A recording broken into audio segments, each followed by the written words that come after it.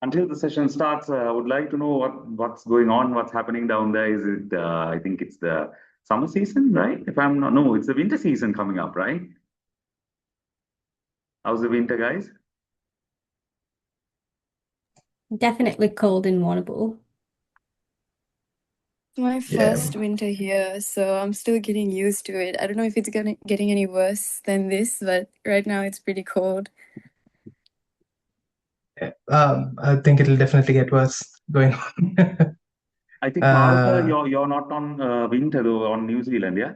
You're on, yeah? No, winter here. But so I'm in Auckland. So Okay. fortunately, the winters here are like really mild. So thank God for that.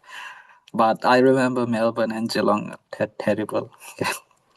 Yeah, one day it rains and then it comes with hail or something, and then there's the wind, and then changes all over again. So yeah, good luck to you guys. So we'll set it to start up at 10:05. Before that, speaking about winter, anybody have the Tharuk gone through winter depression, maybe? Huh? Just is the winter Sorry. depressing on the weather terms, on terms of the darkness and gloomy?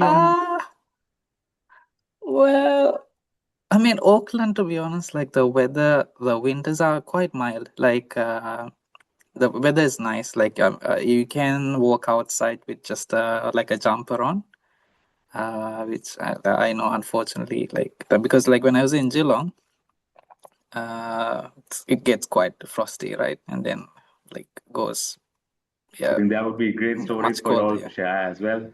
Oh yeah, the first winter, I think Dhanani mentioned, like the first winter is the one that you learn all the lessons. Yeah. Yeah. I tried to toughen up and not take a puffer jacket with me. I learned my lesson for sure. No. Yeah. Yeah. I mean, the puffer jacket is the Victorian winter uniforms. But yeah, it gets very frosty, but summer's close by, I guess. The summers are pretty hot as well, right? Yeah. Yeah.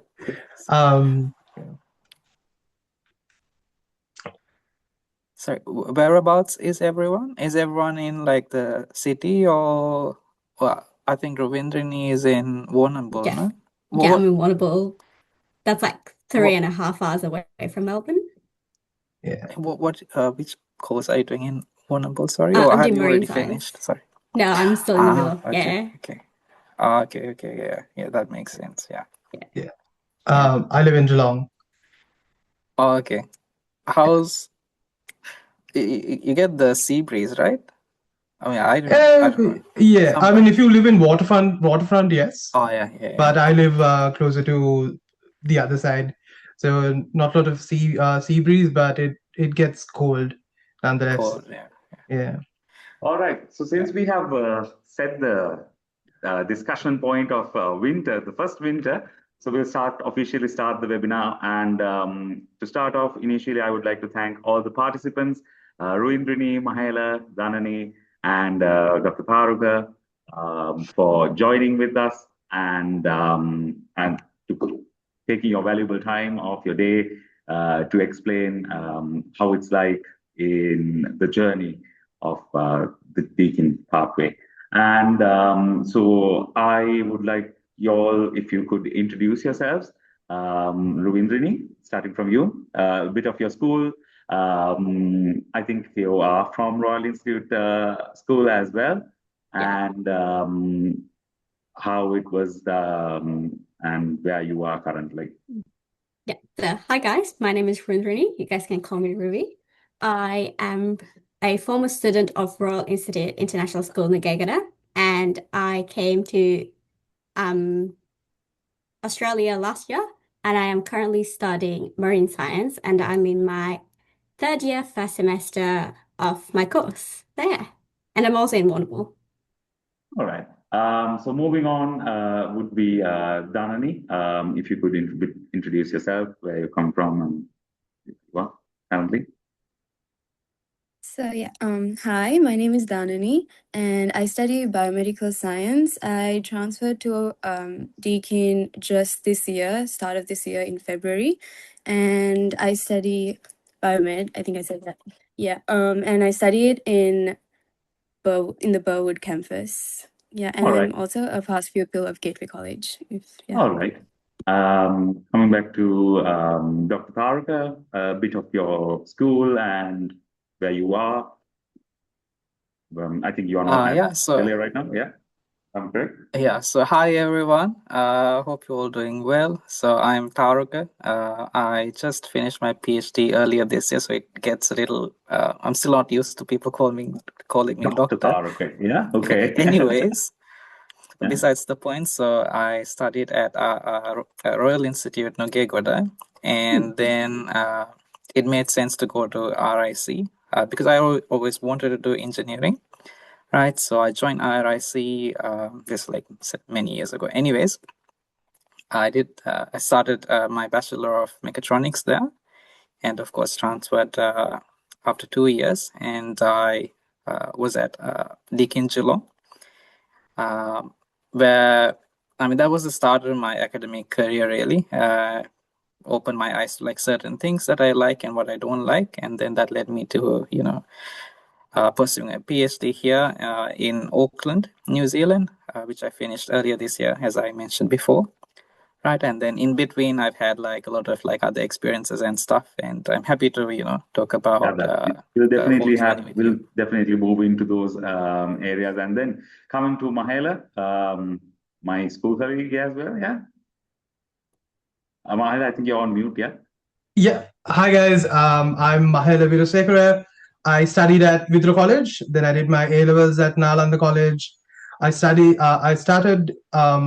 Bachelor of Mechanical Engineering at RIC in 2020, I think 2019. I transferred to Deakin just after COVID in 2022.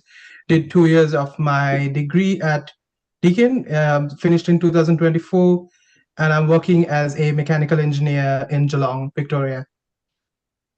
So thank you guys. Thank you for introduction. And so the opening set, I would like to move to our first set of questions towards Ravindrini.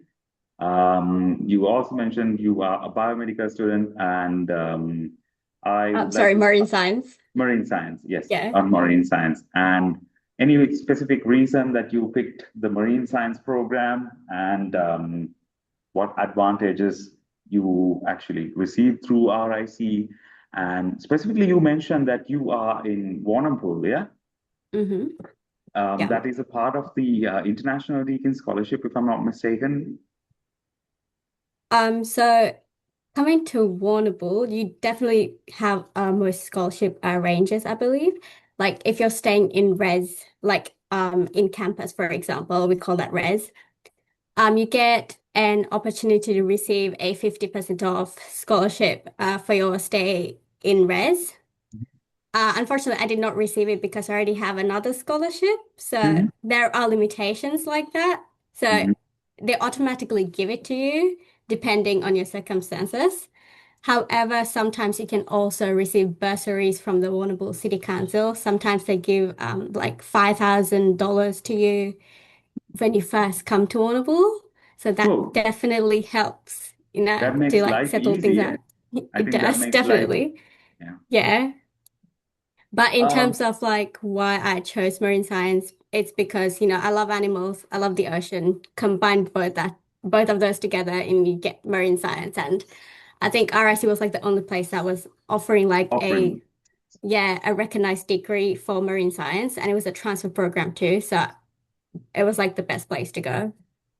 And with regarding to marine science, it's more or less of a field experience-based degree program, if I'm not mistaken. Yeah. It's not something like in a commerce field or where you sit in the classroom and you can learn about everything. It's far more of a experience-based program. How useful was your field experiences at Deakin so far for your degree? And I think, did you have also field experience while you were at RIC? And Yeah. was Yeah. a little bit on that.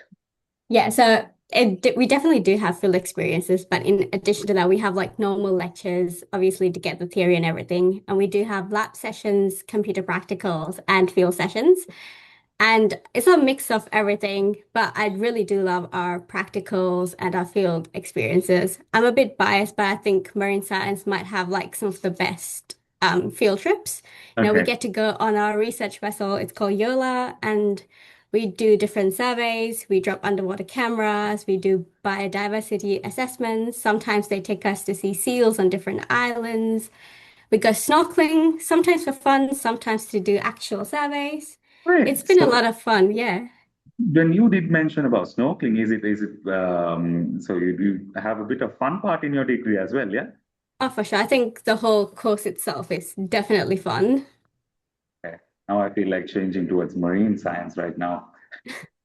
So yeah, that's most of the questions that I really wanted to ask from you. And so when you mentioned about RIC, what were the benefits and advantages that you received while you were transferring to Deakin through the Pathway program? Yes, so I think one of the biggest advantages was the fact that we did the same curriculum as like the students in Deakin. So all the lectures, all the assignments, everything was the same. And the fact that we had co-teaching sessions where Deakin lecturers would teach us, come visit us. So we knew what it was like when we transferred to Australia. We already had some connections with the professors in Australia too. That was a big highlight. And I then think in that terms is a of point we where all the others also could agree. I think Mahela, Tharuk, and Dhanani, I think that is something, the co-teaching is something which you could actually agree on while you move. And you already know where you all are moving to and whom you're going to deal with and December. Yeah. And I think RSC really helped with the visa too because they put us in contact with the organization and all we had to do was just give the documents and then they did the rest for us. So it really made it super easy for us to get the visas and go to Australia. Thank you, Ravindra. So I'll keep you on hold as well. There's a few more other questions popping up to you. Next, I would like to move it down towards Mahela. Mahela, I hope your mic is on mute. Not. Yeah. Not on mute, yes. Yes, It you are is. there. Yes. Well, coming to you, I think this I could answer as a colleague, a friend. I think studying in Australia is a big investment. How do you put that investment? How do you feel about putting that investment right now on where you are? And yeah.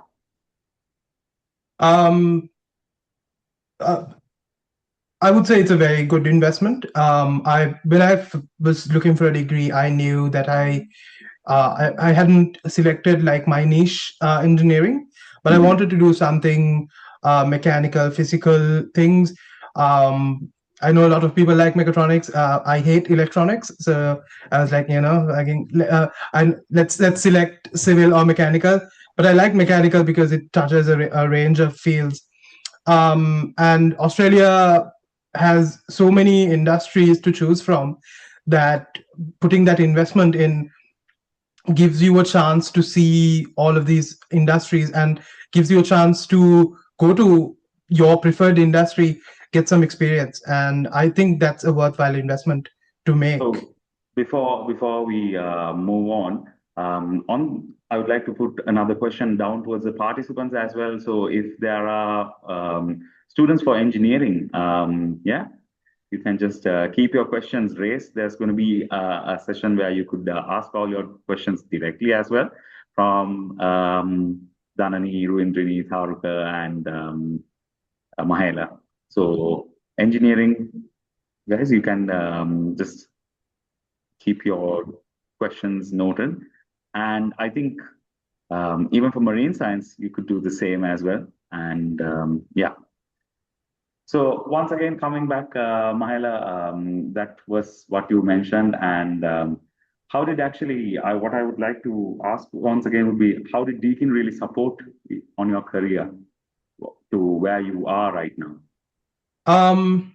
Deakin has this very interesting course structure, and their assessments are very much project based, which is sort of unlike a lot of colleges you see in Sri Lanka where it is very theoretical based. A lot of subjects that we did in engineering post the third year was very similar to what you would have to face when you're at your job, and looking at experiments, finding solutions to real world problems, and writing reports. The same as what Ruindrini mentioned. Yeah, I mean, you also have the fun and experience part more than just sitting inside the room. Yes. So Deakin has this very interesting project-based assessments for most of their subjects, and sometimes you get to work with like real-world stakeholders, real-world industrial partners, which really helps you get your foot into the industry as well. And there is a decent step up from your university degree to the industry, but with Deakin, I think, tries to reduce that gap and maybe give you a small look inside what the industry does and how you communicate in the industry. I think you also, during your introduction, you also mentioned a very specific point, which is you actually transferred during COVID period. I think it was one of the toughest times during that time frame. How just a small, if you could run that memory lane, and I mean, it wasn't a pretty time in my life. I think it was, I think I finished my degree. I think I'm going to say 2020, like the 2 years of my degree, I finished it in 2021. And then there was, Australia was on pretty heavy lockdown, all states, especially Victoria, which had the longest lockdown of all. So I think I had a break of about 6 months before I could transfer to Deakin. But RIC helped a lot in, keeping us informed, keeping us notified that, these borders might open soon. Let's get your visas done. Let's get all of your documents done. And just like Ruindrini mentioned, they quickly contacted us with an agent. The agent handled a lot of stuff. I really want to give a shout out to my agent there. She was really nice. She guided me through the process. And like Ruindrini said, I just had to give the documents, and it was a very open-ended communication on both sides.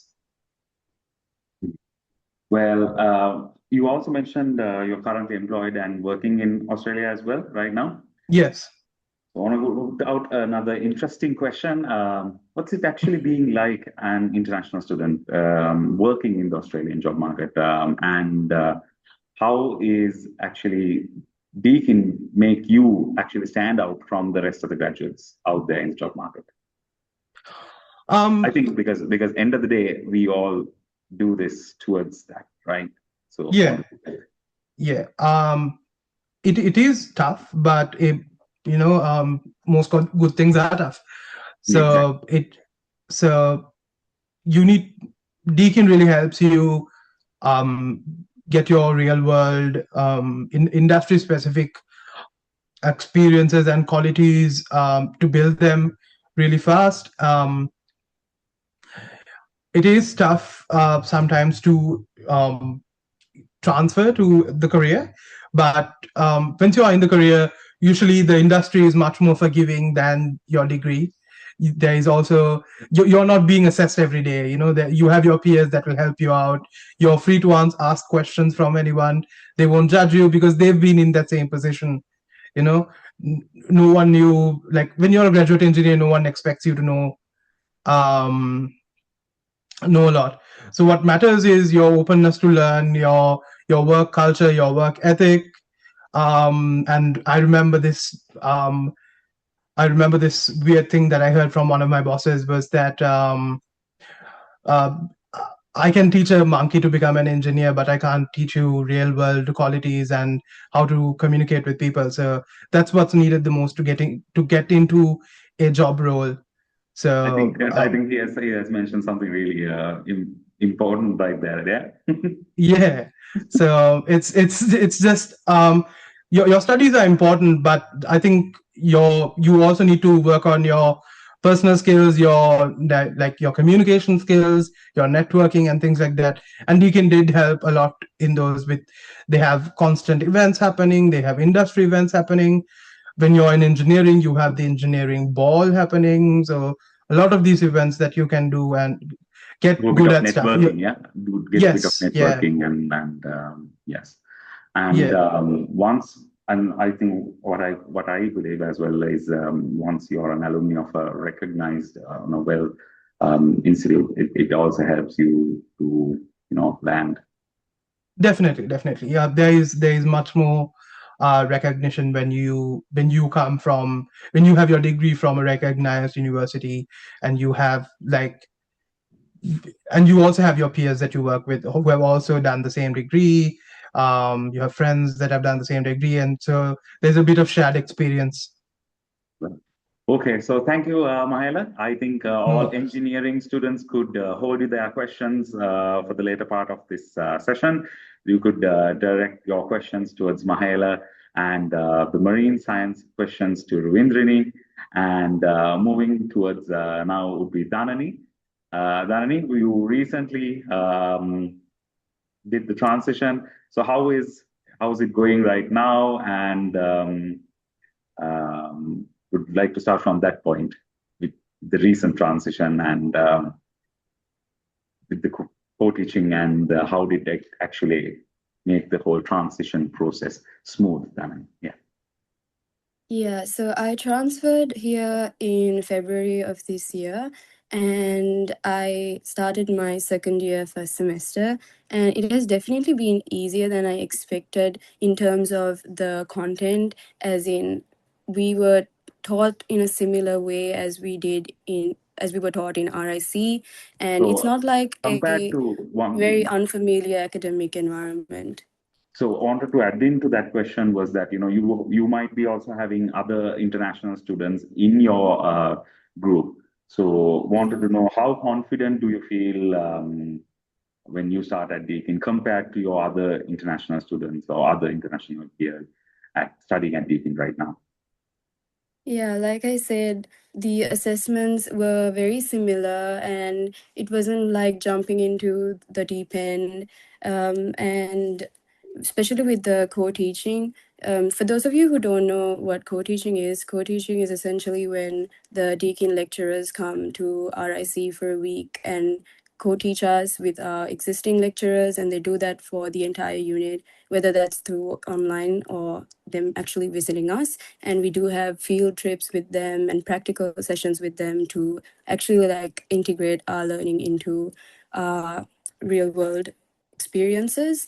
And basically that really helped me because I know what I expected when I came here. And one of my co-teaching lecturers actually ended up being my academic mentor, and she's actually teaching me in my third year. So it's good to have that familiarity as well. So I'm gonna put you in a tough question right now. So, well, you also mentioned you recently moved. So, any challenges that you faced, and were you prepared by RIC for these challenges? Is one question I wanted to ask. Yeah, so I would not say I don't want to paint like the perfect picture. Moving to a new country is definitely can be a struggle, and it's exciting, but it's a big adjustment, I would say. So I think we had the but I discussion think earlier before this about the first winter. I think oh everybody yeah, could this is agree my on first it. winter. Yeah. I think Mahela, Ravindrini, and Taruka, we all had this chat. I think for the others to know, the first winter is something tough that you will have to go. And yeah, but then the Yeah, experience always. definitely don't be like me, get a puffer jacket and be prepared for the winter, I would say. Yeah. But in terms of the transition and how RIC actually helped me move in, it's I would like to add that RIC gave us a big family here too. So we have a large cohort of RIC students, so you'll never be alone here. you will always have students who are transferring with you, before you, and after you. So you will always bump into an RIC student. And I think it's very important, especially when you're moving into a big country. And that helped me too, because I felt very welcomed by my RIC friends and my family here.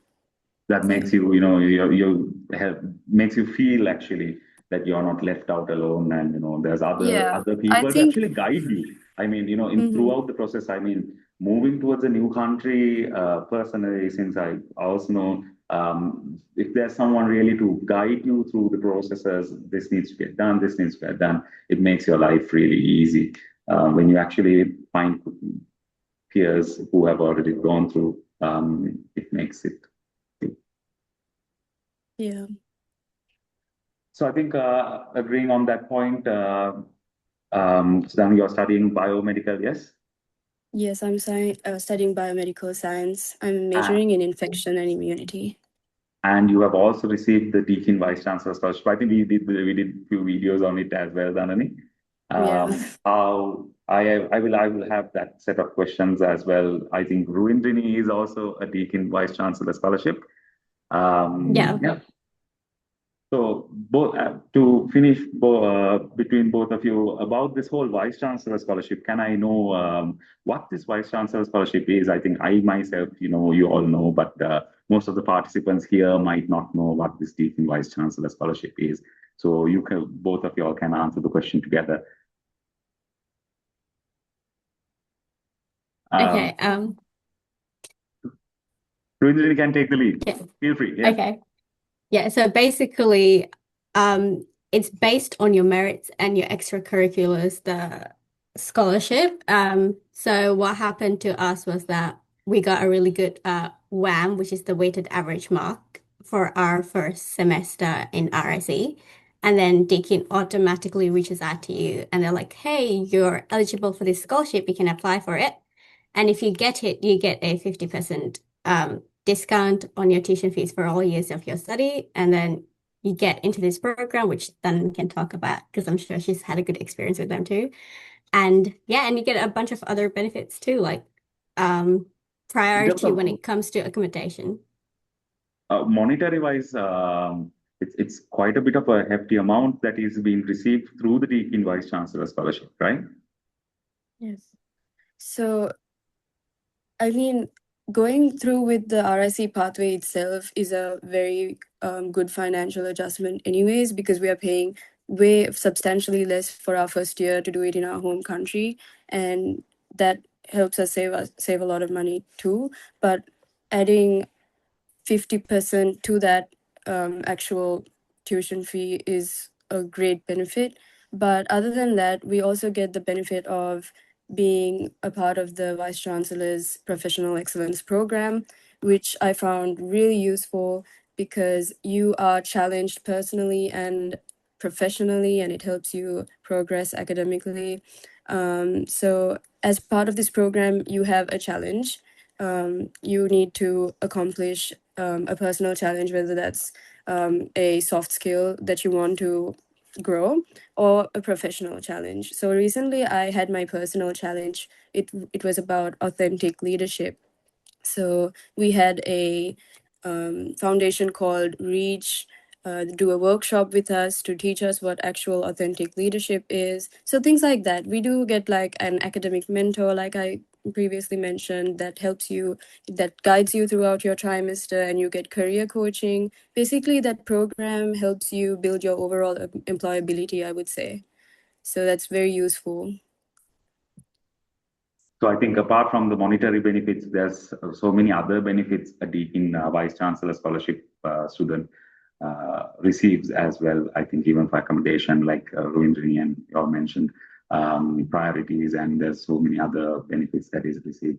So yeah, I think I have received few questions as well. I'll be directing it to you all at the end of the session. So guys, if you all have any doubts that you have to ask, feel free to keep them down, noted.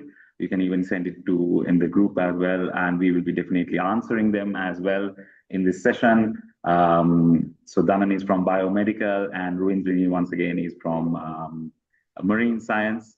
where they actually do snorkeling for fun. And Mahaela is from engineering.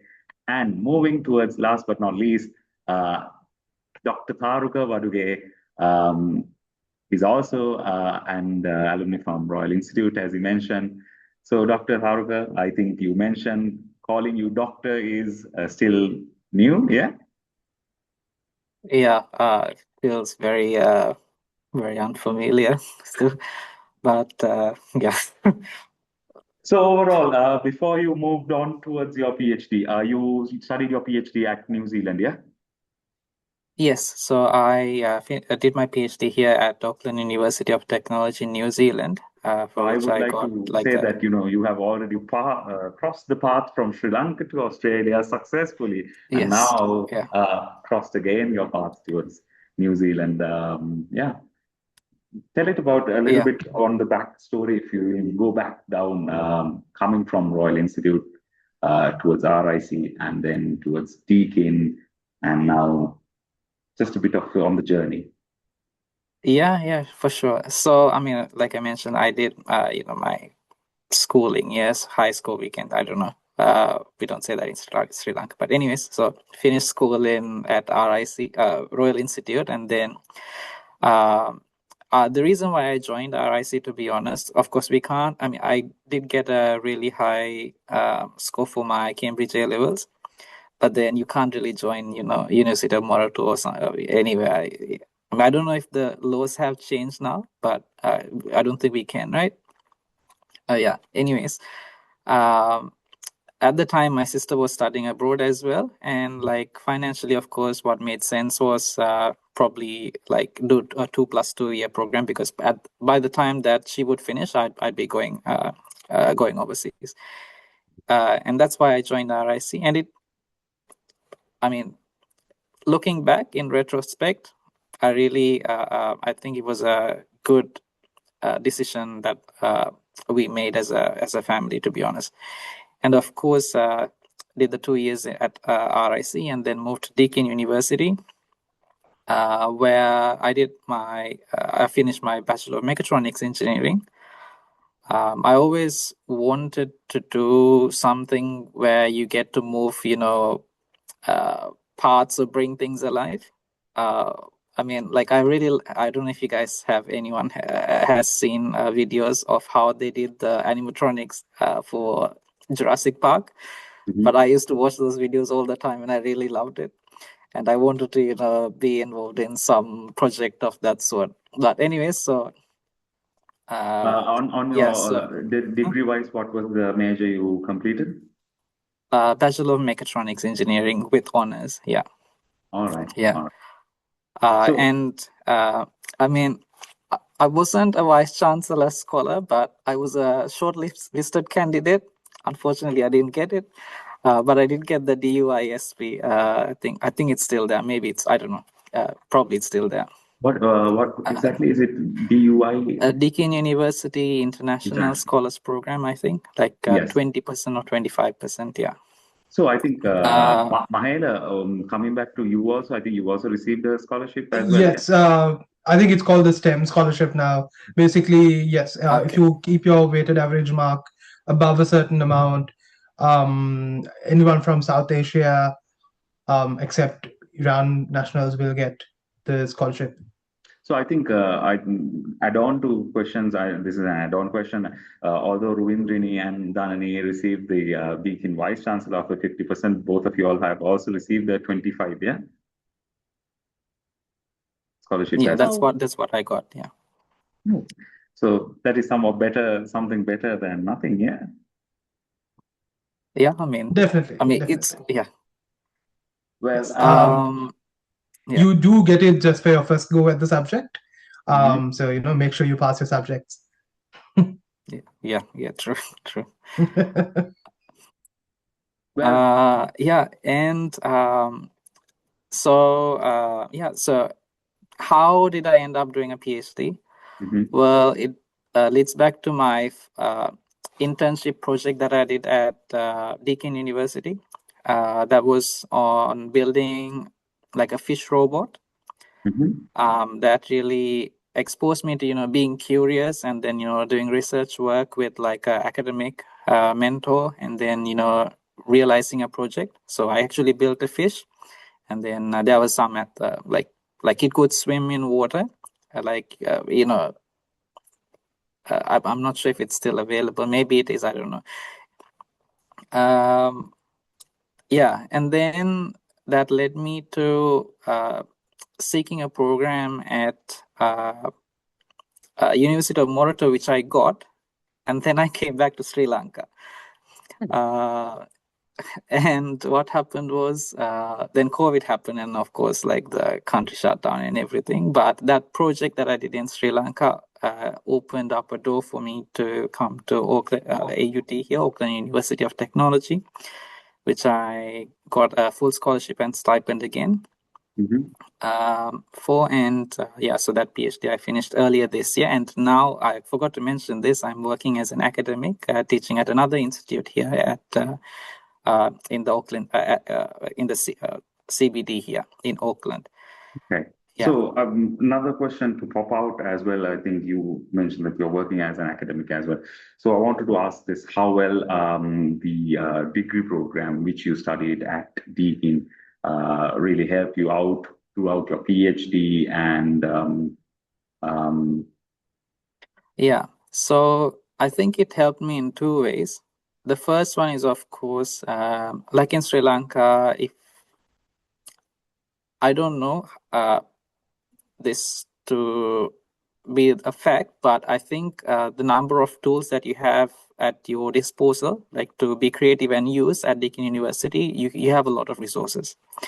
And the academics, if you're curious and if you push yourself and reach out, they are very keen to help you to make it happen. And if you ask questions, they will answer, right? So that had already built for me kind of like a resume, like a portfolio. Because for mechatronics, we had this competition called the Sumo Robot Competition, which we built a small robot and you play with an opponent on a platform, and then your robot has to autonomously like push the opponent's robot out of the platform. So like I ended up winning the competition. And also for my final year project, I built like a tortoise robot. So going back to that, Jurassic Park animatronics kind of thing. So yeah, the academics helped me to realize that as well. And then of course the fish robot. Yeah. The other thing is I think Deakin is very international, and then the students you find at Deakin more than probably other universities, maybe like Monash or something, you'd have a lot of like, I mean, I think we're all Sri Lankans here, right? So I'll just probably just openly say, like, you have like silos of students, like from different countries sticking to each other with their communities. But I think Deakin has a lot of clubs and societies that you can join, where you actually make friends who are somewhat on the same level as you. And then you can, do stuff together. Like I was part of Rotaract, and there was another group called Planet Uni that I was with. But it's up to you. You have all these clubs, you make of it as you will. And then those connections, they do help you later on. Yeah. So next question is going to be a little bit of an informal question towards Mahela Mahela and Tharuka. This would be, I think, since both of you all are now in the job market as well. In terms of lifestyle, as a student versus now, has it really changed, and how has it been?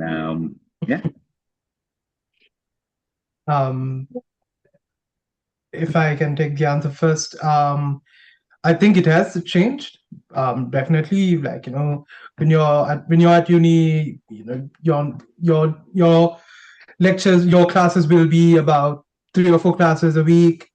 You're definitely a little bit freer. You have part-time jobs, but when you're in your career, there is that 9 to 5, Friday to Saturday thing. But Australian work culture in general is pretty chill. No one will bother you. From what I have experienced, if you're a little bit late, no one will bother you. You know, if you can come in a little bit later and catch up those hours a little bit later. The work-life as well, yeah, I think. The work-life balance is pretty good from from the industries that I have worked in. You know, if you do your work, people will leave you to it and not bother you. And there's little micromanaging in engineering, I would say. Okay, so Taruka, anything to add on? I think in Australia, Yeah. and but you're now So, in New Zealand as well, yeah. How is it going down there? yeah. To be honest, I think the work-life balance is quite similar in both countries, because like I think they have like similar systems and similar values of how they approach to work. But then both of y'all can agree with speak. I know y'all have not worked with Sri Lanka, but then you have your colleagues down there, and by speaking, there must be a drastic difference between what you're experiencing down at in the international waters than right here in Sri Lanka. Yeah. I mean, for example, when you go to work and then you finish it and you come back, but when you are home, like you're not tired, for example, like in Sri Lanka, like you're stuck in traffic, and then if you take a bus, like you come back home with a headache. Yes, I think this question could be agreed by all four participants down here, right? In terms of I think out of the academic part, what else do we all see? Like traffic-wise, I think you might be experiencing no horning. You might not hear the horn noise. Yeah, everybody is very much more organized, much more disciplined. Yes.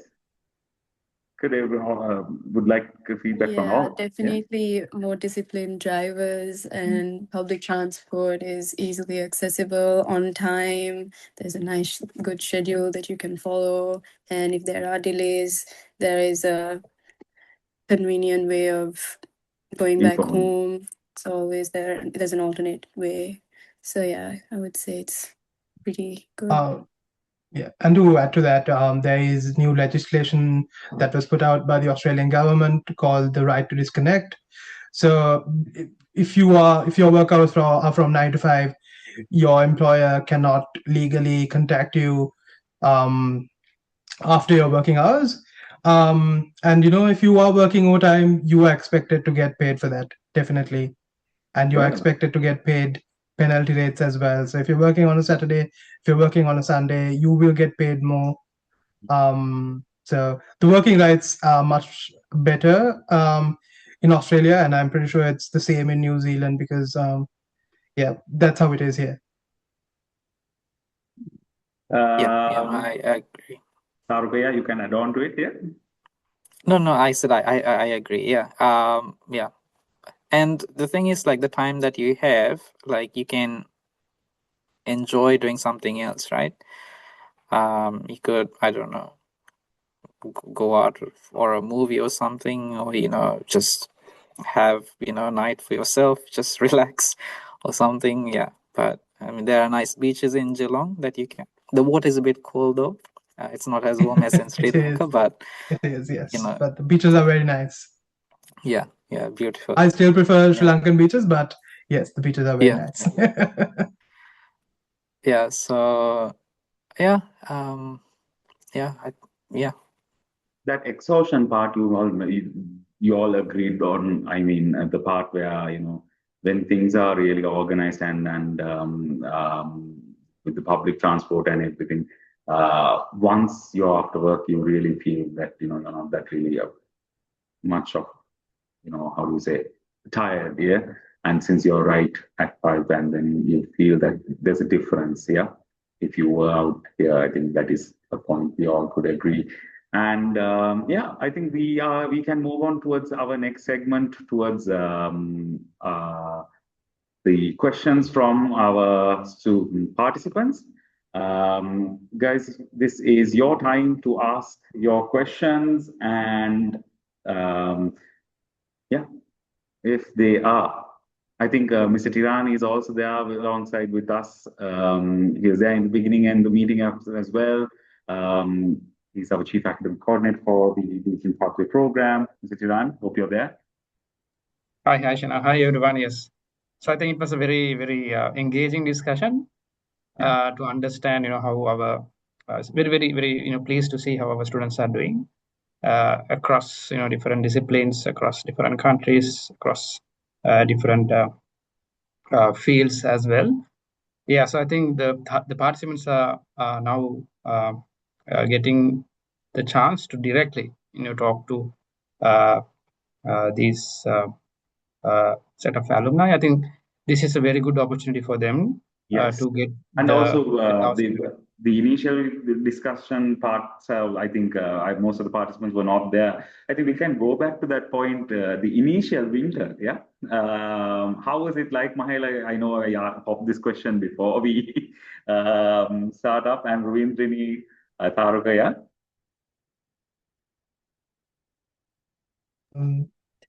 Yeah, I mean the first winter is a bit hard, especially if you live in Victoria. Especially it's hard because, like, I think you were talking about it as well, like the winter depression sort of thing. I think it honestly comes because the sunrise is around 8 o'clock in the morning, and then sunset is around 5:30. So if you're at work from 8 to 5:30, you rarely get to see the sun. And then how was the summer? So I'll pop the question again to the guys as well. How was your first summer until our participants get prepared with their questions? Summer, I think these guys can add on as well. Summer is amazing. Everyone's up and about in the summer. The sun is up from like 5:30 in the morning till about 9:30, 10 o'clock at night. No one wants to go home early. Everyone's up and about. So summer is a great time to be in Australia. So I think Ravindrini, coming as she mentioned, snorkeling is summertime the best time to do the snorkeling part. I think it is included in your course, but you can do it for fun as well, yeah? I think Ravindrini, you're on mute. Yeah, sorry. My mouse pad was stuck. But yeah, we did go towards like the end of summer, but in Warrnambool, unfortunately, the water's always cold. So I have a wetsuit. It's a 5mm wetsuit, or else I can't go in the water because I will be super cold. But it's nice. We have like fish all year round, but winter's also amazing in its own way because we get whales and dolphins coming out. Like even yesterday, I went out with my friend, managed to see a whale and a pod of dolphins. So yeah, I think both has its really good qualities. So can't really hate on it too much. I think there's a question popped out, Mr. Tiran. I think you can direct it towards you. How long will the visa process be normally? It's been popped by Deumin Sasmita. I think also you can answer that question far more better, sir. Over to you. Thanks. Yeah, thanks, Shana. So regarding the visa process, I know it's quite, sort of a hectic process. So and also I wanted to add on to it, sir, when people say Australia, that is one tough question as well. Yeah. So basically, what we need to understand here in the transfer process is that we have to be ready, prepared well in advance. So all of these students who have successfully transferred and building their career in Australia and New Zealand, so they have planned their transition well early. So that is the key in a transfer program. So at RSC, we also make sure the student is prepared well in advance. So in terms of the visa application, so the students are well aware what are the requirements they need to fulfill by the time they join with RSC. And we also start the process of applying for their students' visas well early. We do not wait until everything is done to commence the process. No, so that doesn't work. So what normally happens for our students, by the time they complete their studies here at RSC, they also have their visas in their hand. So that is again making sure that their transition is smoother and they are quite comfortable in their transition. And to answer that question directly, I would say the time duration of visa processing is very subjective. It depends on your profile, your background, your financial background, and the evidence that you have provided. So theoretically, it says normally, if you look at the Australian High Commission website, it indicates the normal student visa processing time as 90 days. But it is not the case always. So if I give you an example of the visa processing time of our students who transferred to Deakin this year for T2, so actually starting the orientation next week, the average visa processing time was about 30 days. So which means, so depending, it solely depends on your profile and your application.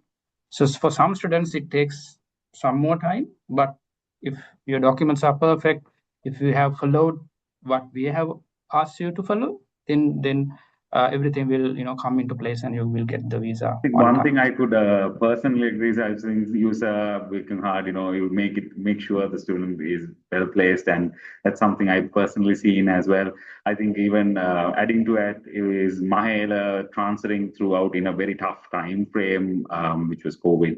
I think we've done from RIC far more better job. We all could agree on that. So any other questions, guys? Feel free to ask. I think, dear participants, feel free to pop in your questions, all the doubts that you actually had with regarding to your course, or after the completion, what would be there, and please feel free to ask. This is your time frame. And until any other questions pop out in the chat, I'd like to pop this question towards Dhanani. There's a question. What are the other clubs and societies at Deakin? Dhanani, I hope you're there. Oh yeah, I am. I think you Deakin also mentioned yeah. now adding to this question, one thing is when you're migrating as a person, the connections you build actually help you smoothen the process. When you know, okay, I have my friend, through the friends I can get these things done. They have helped me. So in that way, I would like to ask pop the question: what are the other clubs and societies available at Deakin, and how it actually benefits for student life? Yeah, so Deakin has well over maybe like 80 clubs. I'm not sure, but it has a lot of clubs. All right. So you can join any of those clubs. They're all there during O week, or you can always sign up through the DUSA website. They have a lot of events that are useful. I am a part of the biomedical science club.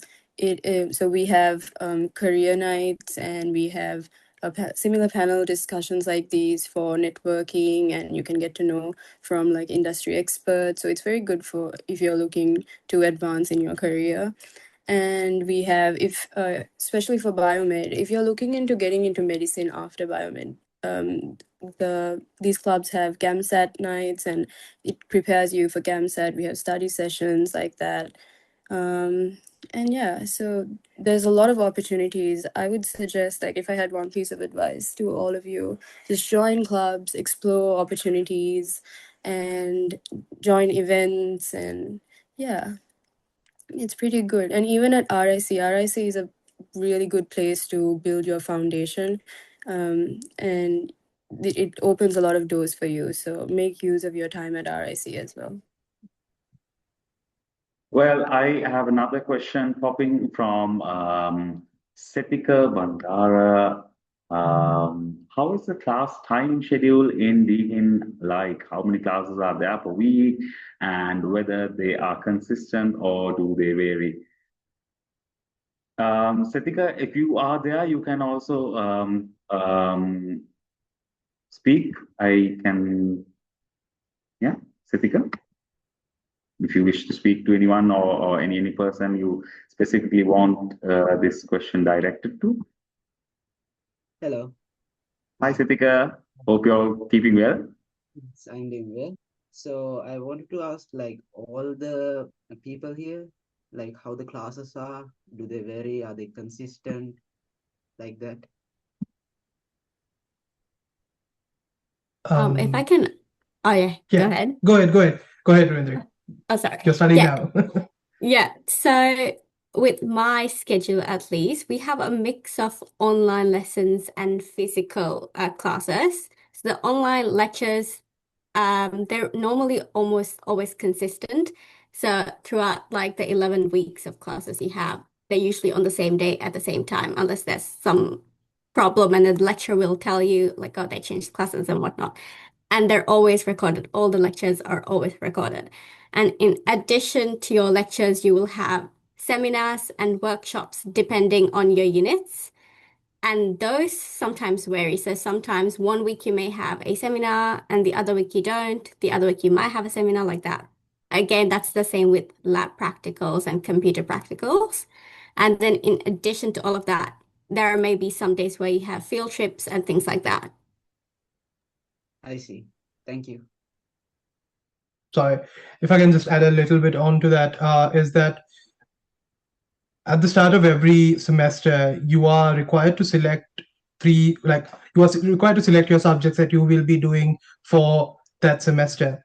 And when you select those subjects, they will ask you on a questionnaire or what times work for you. And everyone on the class usually submits their preferences, and the higher vote usually becomes the seminar time. For engineering, we had seminars and studios, which is seminars are basically more theory, more staff. Studios will be more, you'll be going through questionnaires and stuff you'll be going through questions and things like that. Like it, your classes times will vary every 4 months, but you will get to know what your class times are well ahead, so you can plan your schedule according to that. And I think Satika might be thinking in terms of you are doing a part-time job. How do I manage my lectures? Yeah. I think that was implied. So I think you can schedule your part-time job while doing your degree, because you can let your part-time job know, okay, I have my lectures on these days, so I can't come into work on these days, right? And your employer will understand. And adding to that, Mahira, this is out of, this is not related, but then I think you and I, we both used to be foodies out there. Hungry Jack's is better, or McDonald's, would it be better? The burgers are better at Hungry Jack's. That's the slogan they have here. Hungry Jack's, if you guys don't know, is the Burger King equivalent in Australia. Yeah, look, Australia is this amazing country where you have about 180 cultures living in one place, right? And you have food from 180 countries in one place. You go to any suburb, you will find an Indian place, a Chinese place, and a Thai place, right? And most of the times they will be run by people from those cultures. And that's what I love about, Victoria. And because the amount of cultures that you come across along with the Australian culture is great, and people live together pretty well. It's a very multicultural society, and so the food is amazing, and you will try stuff that you will not be able to try anywhere else in the world. Maybe in New York, but other than that, nowhere else. I think others could also agree on it. Ravindrini, Taruga, Dhanani, how is it? I think Dhanani, you very recently went on. How is the whole cultural shock or anything regardingly happening towards you, and the food change? Is it a huge change for you? I completely disagree with Maya because I love Macca's more. But I think it's subjective. But I mean, we don't have Macca's in Lanka. What you're saying is you would prefer McDonald's far more better than Hungry Jack's, yeah? Yeah, I mean, Oh, that's a saying. good debate. Oh, that's a good debate. Yeah, go I on. do have a hand up for a question. Yeah, Sanjeeva. Sanjeeva, if you feel free to unmute, you can ask the question. Yeah, hi, good morning to the panel. Am I audible? Yes, Sanjeeva, you are. Okay. I'm talking on behalf of my daughter, who's actually doing her London A-levels second year. She's doing science, bioscience, physics, chemistry, and also she's doing maths. I want some advice from the panel in terms of like the path she wants to choose, in the sense that she's still undecided about the path, what line. Now I know, there is marine science, engineering, and things like that. The paths are there, but at the moment she doesn't have a clear path. She doesn't have an idea of a clear path. In for a person like that, can the panel advise how she can get along with her studies? Should she look at a general something first and then specialize, or then how can she select an educational path which is suitable for her? Thank you. Sure. I think question could be even directed to Mr. Tiran as well. Mr. Tiran, you can also give in a bit of the advice, and then we could also move it towards the student perspective view as well, sir. Yeah. So I think it's all about doing that background research and understanding the students' passion, interest, and the skills all together. So I would again would like to direct that question again back to our panelists, because they experienced this firsthand. So they were going through this transition from school to selecting the best discipline that is suited for them. So I would like maybe Ravindrini or Dharani, since they are quite to the tertiary education. So I would like to hear from them. Well, we'll get the hands-on output from the students' perspective. Ravindrini, out to you. Yeah, so I was actually in the same spot as her. In school, I didn't know what I wanted to do. So I actually ended up taking a gap year after school ended. And then just because I didn't know what I wanted to do, I had so many different interests. And then everyone was like, pressuring and asking you, like, oh, what do you want to do? What do you want to do? It's a lot. So what I ended up was I did a internship as a graphic designer, completely irrelevant to my course now. And then throughout that year, I was just, reading about different things, finding what my interests are. And so doing marine science was purely because I love animals and I love the ocean. So that's what I went off from. So I would say, see what your passions are, see what your interests are, and go off based on that.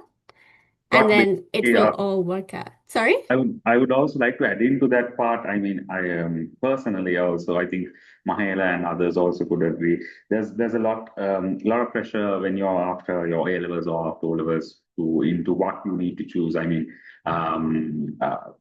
in perspective of your parents and especially your relations, who's very curious, and they would be also giving you a lot of advices. But all of that comes to one point, Mrs. Sanjeeva, where your daughter would need to have that check onto herself, what I am really passionate about, because at the end of the day, that is where she would be working fully afterwards, right? I think Ravindrini mentioned that, your passion was into marine science, because once you're completed add with it. to that.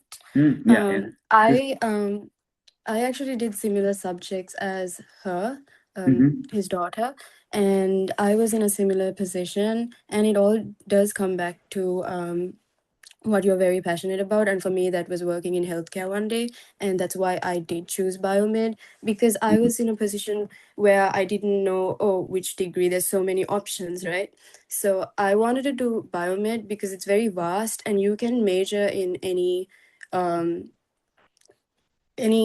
field you want after your degree. So whether that's if you want to do nursing, if you want to do medicine, if you want to do occupational therapy, you can advance into a lot of other fields just by doing your biomed degree. And that is one of the reasons why I chose this degree, because I was also confused as to where I want to go.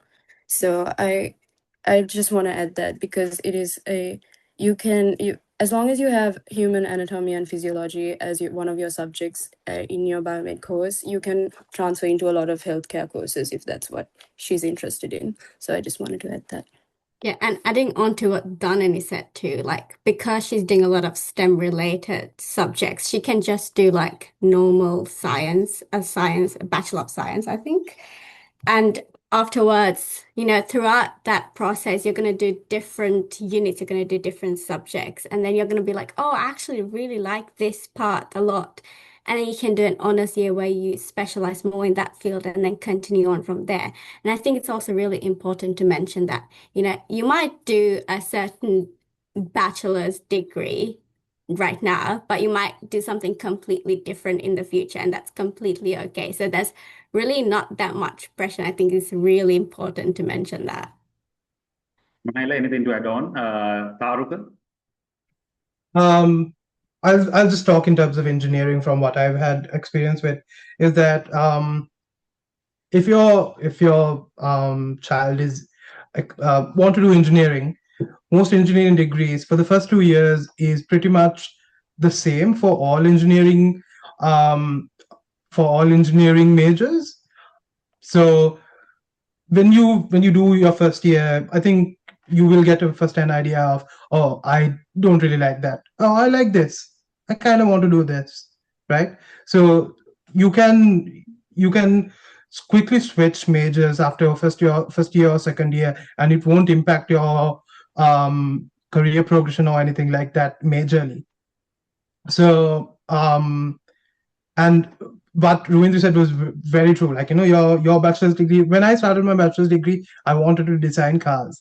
And now I don't think I do. I want to do that because I was lucky enough to get some experience in this very niche field of process engineering, where we design and automate where we automate processes, we run pipes, we run HVAC systems, and now you understand, okay, this is something very interesting and might be a little bit better than designing cars. So I think, I think if you're doing STEM, you have a rough idea on, oh, you like science. So the next step is, oh, should I do a more, research-based, theoretical-based, or should I, trying to do a degree that will get me into real-world work and stuff like that. Because when you are an engineer, you don't really do a lot of theory. You base your theory, and there's a lot more spreadsheets than solving involved. But when you do research, there's a lot more solving problems and things like that. So getting the foot in is the first part. Finding out what you want to do, that'll come naturally, I think. Yeah, just to piggyback, sorry. Yeah, go on. Yeah, just to piggyback on that. So, yeah, like what they said, like the first 2 years, you get to decide.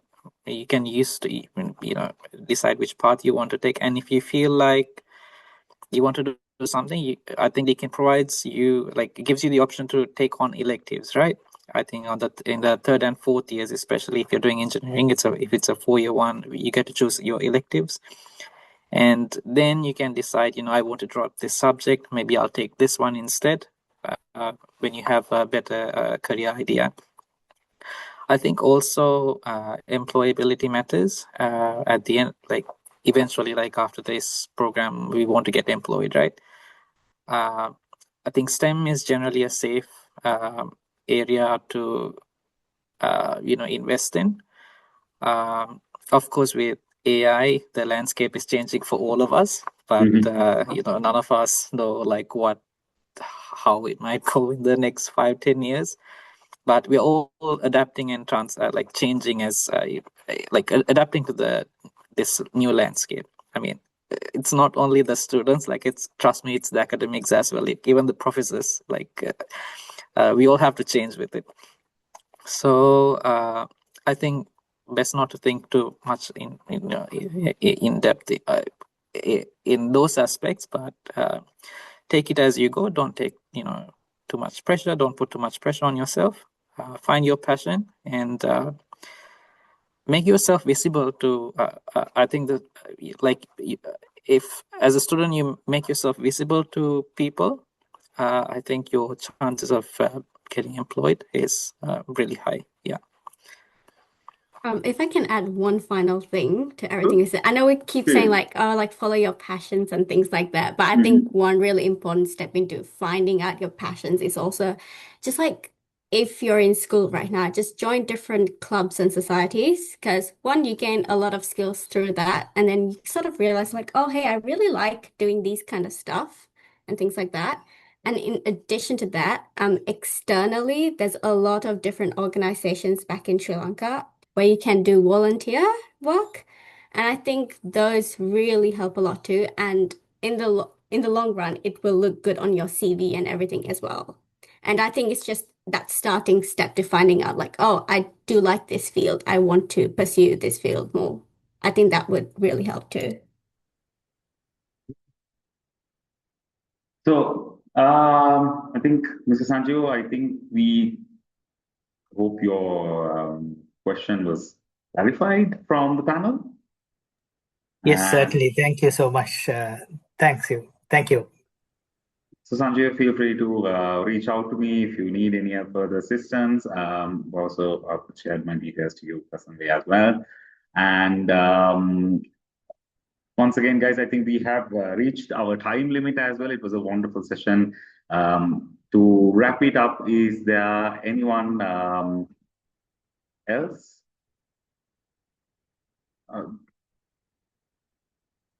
Questions?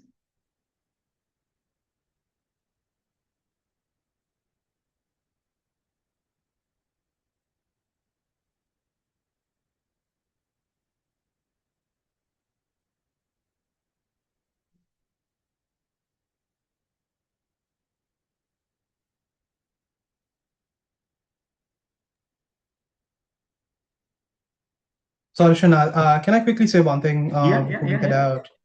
I know everyone's. I do have a heading out question to everyone as well. Before we head out, you can start off with that. Yeah. Oh yeah, this is just advice to everyone. If you're planning on coming to Australia, visa thing is a big headache. I get it. I've applied for three visas and counting. Hoping to apply for my fourth. The websites that are available to you are a massive help, and the Department of Home Affairs website will have all information on what you need for your visa. Make sure you read it properly. AI is your friend.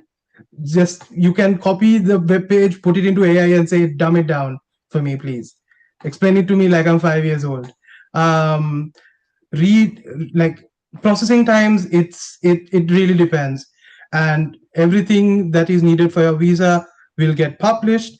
Anything that's not on the website is not real. So your website is your best friend. Read through forums. Getting to know all this information makes your life very easy. After, even if you come to Australia, you need to know there are pay rates, there are pay awards, things like that. So make sure that you read on these things. Don't be afraid to ask questions, but also remember there needs to be some backing. And I personally know as this pay, as you mentioned, this pay rates, tax deductions. Yes, exactly.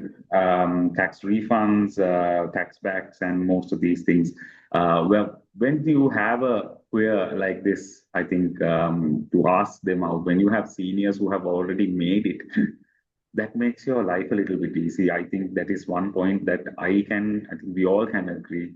And that is one point at RIC, the benefit that you as a student would gain as well. There would be far more better sessions for you all than this webinar. And towards you all.